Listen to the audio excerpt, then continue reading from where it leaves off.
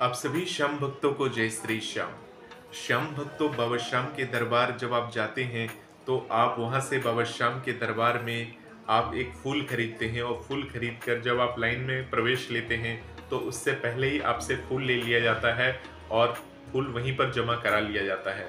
और उसके बाद बाबा श्याम के जब आप दरबार जाते हैं तो आपके मन में कहीं ना कहीं रह जाता है कि हमने एक फूल लिया था बाबा श्याम के लिए और फूल पहले ही जमा हो गया।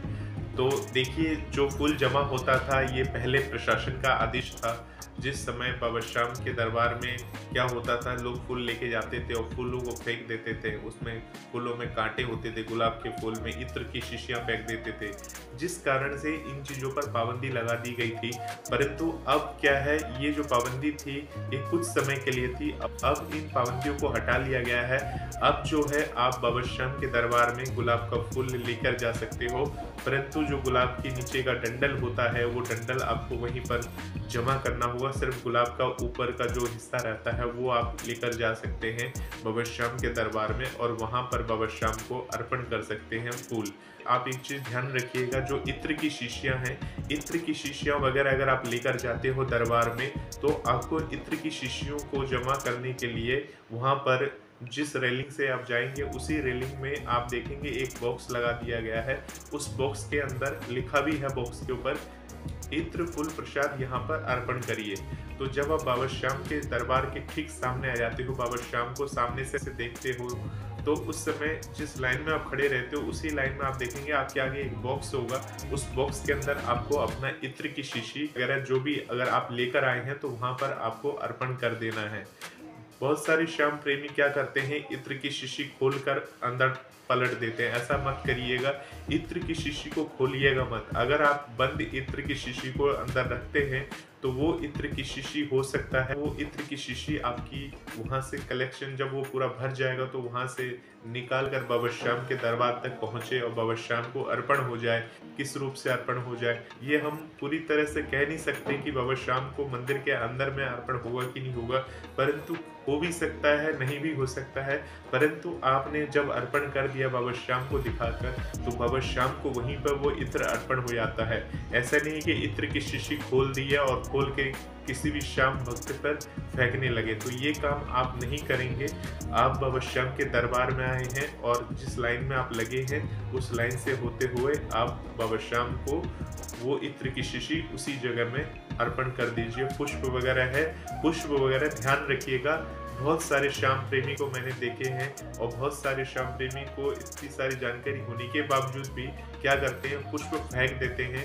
फेंकना नहीं है, आपको बार बार बोल रहे हैं, भगवान को कोई भी चीज फेंक के मत अर्पण करिए, भगवान उसको स्वीकार नहीं करते हैं। बल्कि आप अगर ये सोचते हैं कि बाबा को पुष्प अर्पण हो गया, बाबा के दरबार में जाके अंदर गिर गया, अब बाबा खुश हो जाएंगे, तो ये गलत फहमी है आपकी।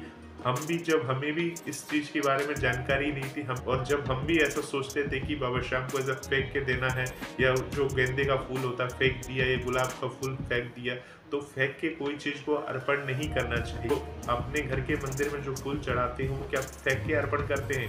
नहीं करते होंगे, पर यहाँ पर ऐसा काम आप क्यों करते हैं? तो किसी चीज को फेंक के नहीं चढ़ाना है, चाहे दरबार हो चाहे किसी भी जगह है। भगवान का जो भी चीज है, चाहे वो प्रसाद हो, चाहे इत्र की शीशी हो, चाहे कोई भी संबंधित चीज हो, भगवान से रिलेटेड कोई भी चीज हो, हम तो ये भी करते हैं कि या किसी भी देवी देवताओं की चित्र बने होते हैं, रैपर होता है या अगरबत्ती होती है। बहुत सारी अगरबत्ती हमने देखी है कि अगरबत्ती के पैकेट पे गणेश जी की चित्र बनी होती है। अगरबत्ती का पैकेट खाली होने के बाद लोग क्या करते हैं, सड़क पे फेंक देते हैं, कूड़े में डाल देते हैं। कूड़े में पड़ा हुआ देखा, वहां से उठा के हमने फिर उनको स्वच्छ जगह में रखा।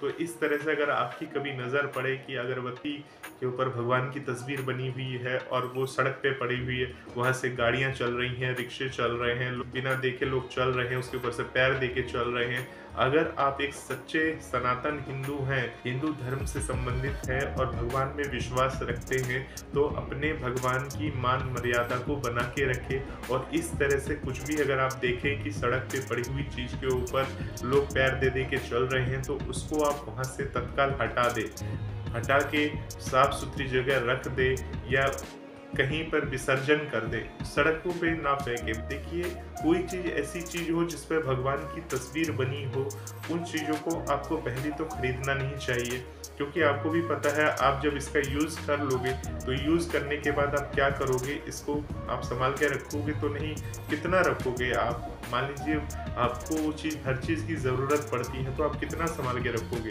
या वो चीज़ आपको दूसरी जगह नहीं मिलेगा तो मजबूरी में तो वो चीज़ खरीदनी पड़ती। परंतु अगर मान लीजिए उस पर भगवान की तस्वीर बनी हुई है तो आप क्या करेंगे, उनकी सही जगह विसर्जन करना आपका दायित्व है। कूड़े में मत डालिएगा, इधर उधर मत फेंकिएगा। बहुत सारे लोग इधर उधर डाल देते हैं, फेंक देते हैं, ये बहुत बड़ी गलत बात है। देखिए, ये भगवान इसका दंड देंगे नहीं देंगे ये तो पता नहीं, हमारी जो अंतर आत्मा होती है अंदर से, वो गवाही नहीं देती कि भगवान की तस्वीर बनी है, इसको हम कूड़े में कैसे डालें। हमारी अंतर आत्मा तो यहाँ तक गवाही नहीं देती कि जो पुष्प हमने भगवान को अर्पण किए हैं, जो चढ़ाए हैं, वो फूल उतार के हमने कूड़े वाली बाल्टीन में डाल दी या पन्नी में डाल दी, तो हमारी अंतर आत्मा तो ये तक गवाही नहीं देती कि हम उस कूड़े के बाल्टीन में उस पुष्प को डालें। हालांकि बहुत सारे लोगों के पास इतना समय नहीं होता कि इतने नियम और कायदों को जाने या सुने, उनके पास इतना वक्त नहीं है, समय नहीं है जो इतने कुछ करे।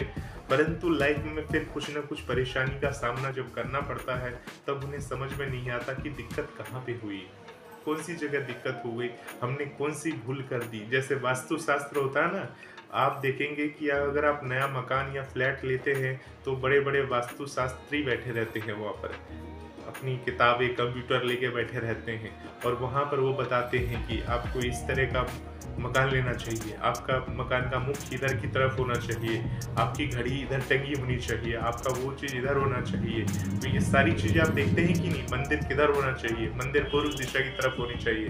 देखिए, अगर आप वास्तु शास्त्र के हिसाब से काम नहीं करते हैं, अपने मनमानी ढंग से जो मन में आए जहाँ बना लिया, तो परेशान रहते हैं, फिर नकारात्मक शक्तियों का वास रहता है। वास्तु शास्त्र को इसलिए अपनाया जाता है ताकि आपके घर से जितनी भी वास्तु दोष हो वो सारी चीज़ें दूर हो सके। आपके घर में सकारात्मक ऊर्जा का प्रवेश कब होगा, जब आपका वास्तु सही होगा। अगर वास्तु ही गलत बना है तो कहाँ से आपके घर में सकारात्मक ऊर्जा रहेगी। मंदिर में आप देखेंगे जो मूर्ति वगैरह स्थापित करते हैं वो पूरे विधि विधान के साथ स्थापित किया जाता है। तो ऐसा कैसे स्थापित किया जाता है, क्योंकि पूरी उनकी पूजन होती है, मूर्ति की प्राण प्रतिष्ठा होती है और बहुत सारे नियम होते हैं जो किए जाते हैं, उसके बाद ही मंदिर को स्थापित किया जाता है। ठीक है, तो इतनी सारी चीज़ें होती हैं, तो आपको ये सारी जानकारी पता होनी चाहिए। जब आप बाबा श्याम के मंदिर में जाते हो तो आप विशेषकर ध्यान रखें, किसी की बहकावे में ना आए, किसी की बातों में ना आए, क्योंकि बहकाने वाले और बातें बनाने वाले तो बहुत सारे लोग होते हैं। सही बात बताने के लिए मैं, देखिए, कभी भी मैं अपनी बड़ाई नहीं करता हूँ कि मेरी बातों को सुनिए। हाँ, मेरी कुछ बातें अगर आपको अच्छी लगती हैं, अमल करिए, देखिए आपके जीवन में सब कुछ अच्छा होगा।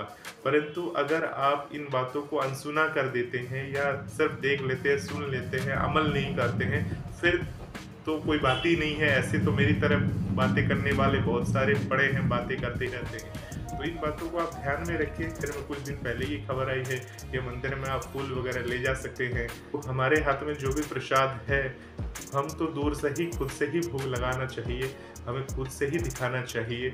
अब ऐसा नहीं कि अपना पूरा प्रसाद लिया तो पूरा प्रसाद निकाल के उस जो डिब्बा बनाया बॉक्स उसमें सारा डाल दिया। तो देखिए, आपने उसमें डाल दिया, अब उसमें पड़ा रहेगा, हालांकि वो प्रसाद निकाल लिया जाता है। तो जहाँ इत्र की शीशी चढ़ाने के लिए लिखा गया है कि यहाँ इत्र की शीशी चढ़ानी है, प्रसाद जहाँ इत्र की शीशी चढ़ाई जाती है वहाँ सिर्फ इत्र की शीशी ही रखिए। प्रसाद चढ़ाने का जो है आप दूर से दिखा दीजिए, भोग को दूर से दिखाने के बाद बाहर आके उस प्रसाद को लोगों में बांट दीजिए, या कुछ प्रसाद अपने लिए बचा लीजिए, बाकी प्रसाद बांट दीजिए। इस तरह से अगर आप करते हैं तो बाबा की विशेष कृपा आपके ऊपर बनी रहेगी। और जो फूल वगैरह होते हैं उन्हें फेंकिए मत, जहाँ इत्र अर्पण करते हैं वहीं पर फूल को भी अर्पण कर दीजिए। बाबा श्याम की कृपा बनी रहेगी। आप सभी श्याम भक्तों को जय श्री श्याम।